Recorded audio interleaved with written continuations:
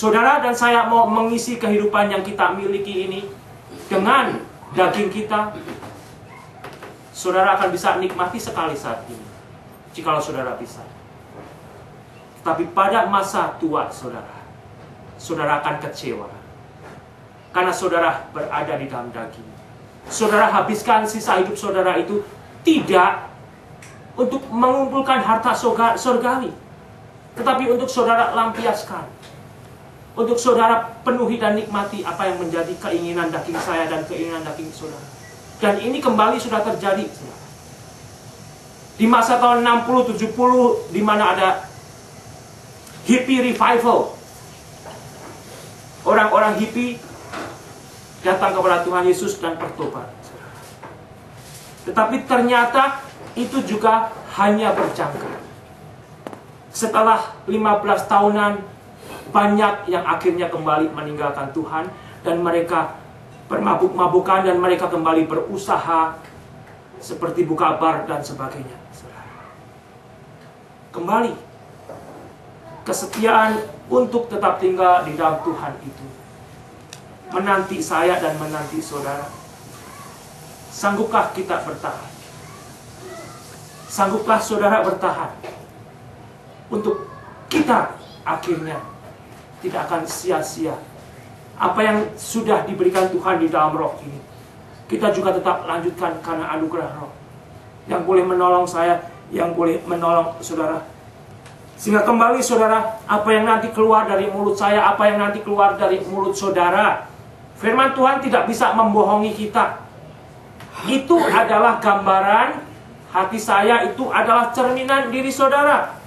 Sehingga dari sini sebetulnya Tuhan Yesus juga mengatakan melalui Matius 12 ayat 33, saya akan bacakan sampai 37.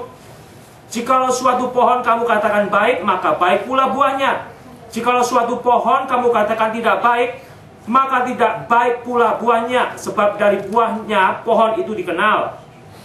Hai kamu keturunan ular beludak, bagaimana kamu dapat mengucapkan hal-hal yang baik, sedangkan kamu sendiri jahat?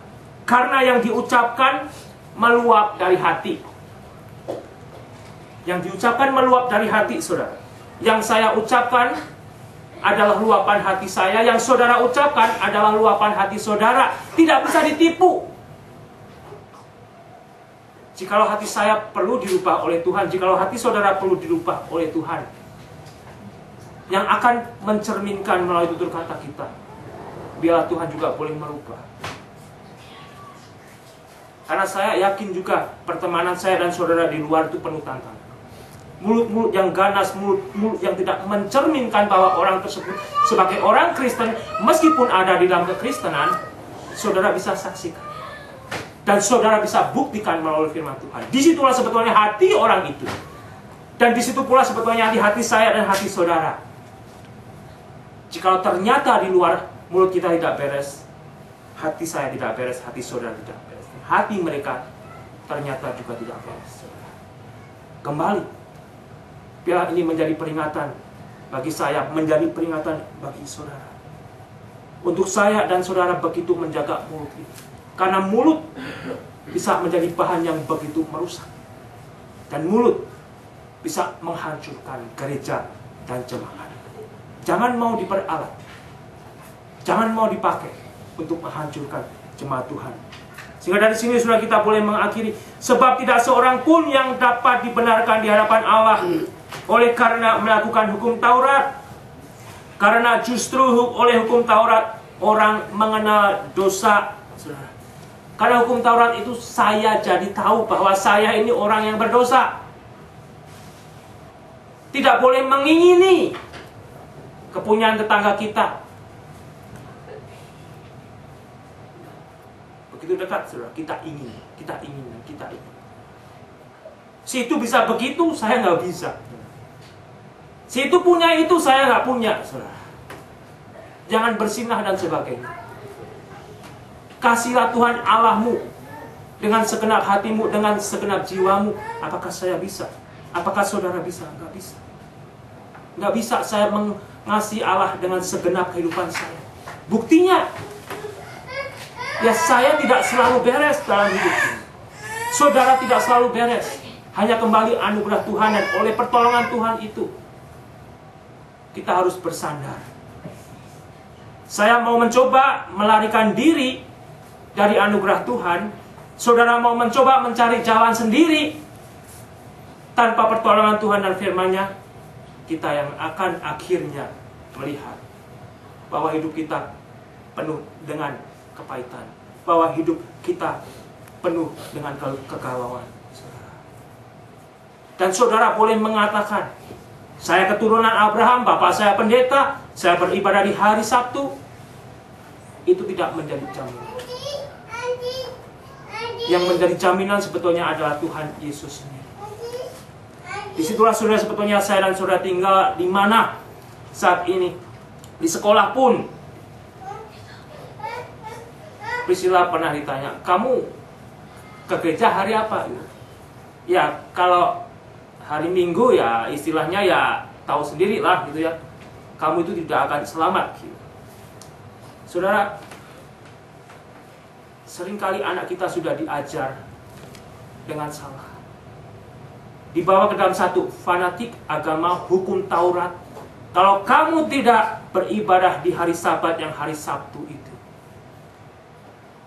kamu bukan anak-anak Abraham. Kamu bukan orang-orang yang akan selamat. Sedangkan kembali, Abraham diselamatkan karena iman, karena anugerah. Demikian juga saya dan saudara mengharapkan kebaikan ini tidak akan pernah baik. Tetapi jika kembali saya dan saudara sudah ada di dalam Tuhan Yesus, biarlah kita saat ini boleh mengakhiri dari Roma pasal yang ke-8, saudara. Dari Roma pasal yang ke-8, salah seorang bisa membacakannya. Ayo.